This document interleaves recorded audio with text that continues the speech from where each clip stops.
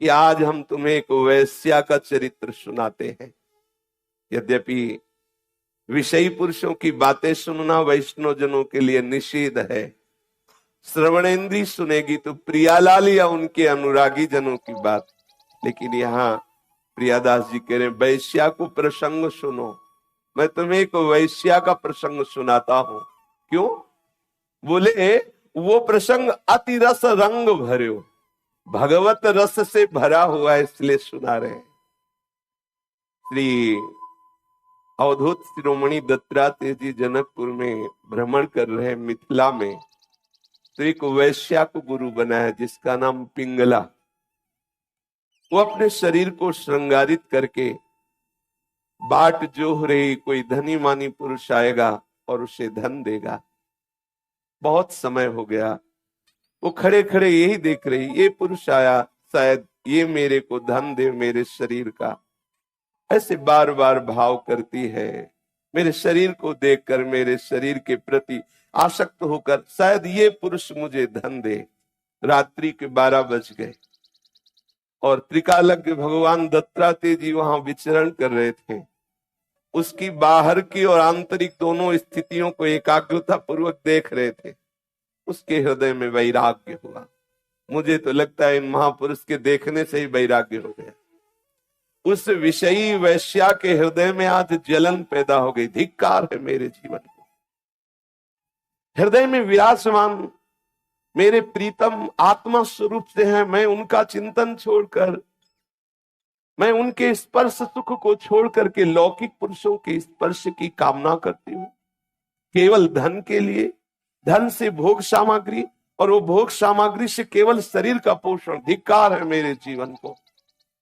और उसके हृदय में पश्चाताप की अग्नि प्रकट हुई।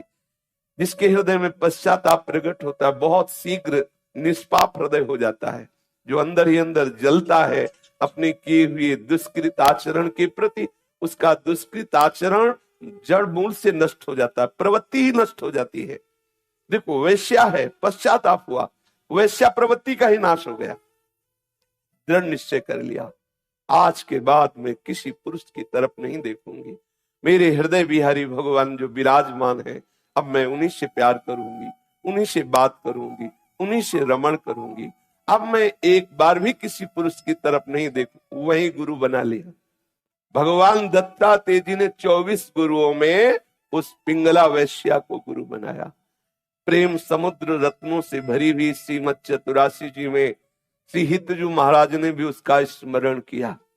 यह जो एक मन बहुत ठोर करी, कहीं कौने सच पायो, जहां तहां विपत्ति जार जुबती लो, प्रगट पिंगला गायो। पिंगला का स्मरण किया। महाप्रभु हरिवंश चंद्रजू ने भी। वैश्या है, लेकिन उसके हृदय में यदि भगवत चरणारविंद के अनुरागियों के प्रति श्रद्धा हो गई तो देखो बिल्कुल साधनहीन, लेकिन उसके चरित्र का गायन किया जा रहा है। और कैसा चरित्र है? अति रस रंग भर्यो। ओहो, भक्ति रस का वर्धन करने वाले भगवत कृपा रस से परिपूर्ण चरित्र है। बोले एक दिन भगवत अनुरागी महापुरुषों की मंडली, पहले संतों की मंडलियां चलती थी, जगत को पावन करने के लिए चलते फिरते साक्षात तीर्थराज प्रयाग है। मुद मंगलमय संत समाजू, जो जग जंगम तीर्थ राजू। ये चलते फिरते साक्षात तीर्थराज है।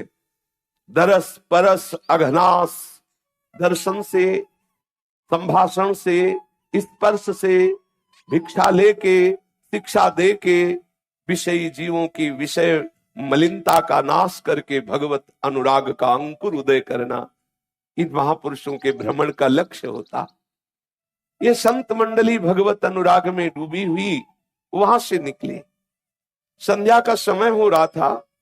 बड़ा ही स्वच्छ बगीचा देख करके, जहां भगवत आराधना के लिए सुपाश है, ऐसा संत जनों ने देखा। एकांत स्थल है, लताएं हैं, स्वच्छ स्थल है।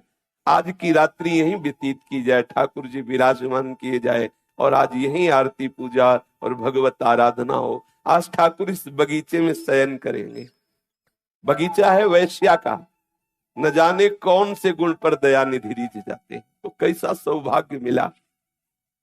भगवत अनुरागी जन किसी भी संबंध से तुम्हारी वस्तु को, तुम्हारे किसी भी तरह कोई भी जो तुमसे संबंध रखती हो वो स्वीकार कर ले, वस्तु, स्थान, कुछ भी, जल, भोजन, कुछ भी, निश्चित परम मंगल, निश्चित परम मंगल। ठाकुर जी विराजमान किए गए, संध्या आरती हुई, शंख घंटा मृदंग बज रहे, जय हो जय हो जय हो, कीर्तन ध्वनि हुई। वैश्या को सुनाई दी कि आज मेरे बगीचे में ये मंगल में भगवान नाम की जय जयकार हो रही है, ये भगवान नाम कीर्तन हो रहा है। और बाहर निकली तो देखा सब हंस विराजमान है। हंस कौन है? ये संत जन हंस है। जड़ चेतन गुण दोषमय विश्व कीन करतार, संत हंस गुण गाए पे परिहरिवार विकार। विकार रूपी जल का त्याग करके भगवत अनुराग रूपी रस में डूबे हुए ये महापुरुष संत जन है। संत जन, ये जगत गुण दोषों से युक्त है। दोष रूपी पानी का त्याग करके गुण रूपी दुग्ध को स्वीकार करने वाले हंस है। जैसे पानी और दूध मिला दे तो हंस का ही ये एक महामहिमा में गुण है कि वो जल का त्याग कर देता है और दुग्ध का पान कर लेता है।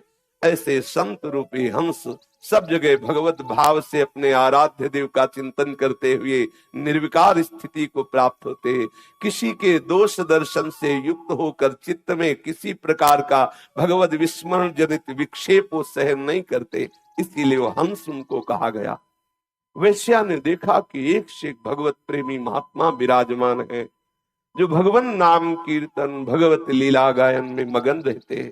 अहो भाग, दर्शन मात्र से उसको रोमांच हो गया। मेरे नीचता की हद है। ये है संत दर्शन का परिणाम। देखते ही अपने दोषों का हृदय में पश्चाताप होने लगे, जिसके दर्शन से अपना हृदय व्यर्थ लगने लगे, जिसके दर्शन से भगवत प्राप्ति के लिए उत्साह बढ़ने लगे, जिसके दर्शन से मानी हुई अहमता ममता का परिवर्तन होने लगे, समझ लो आज साधु समागम हो गया।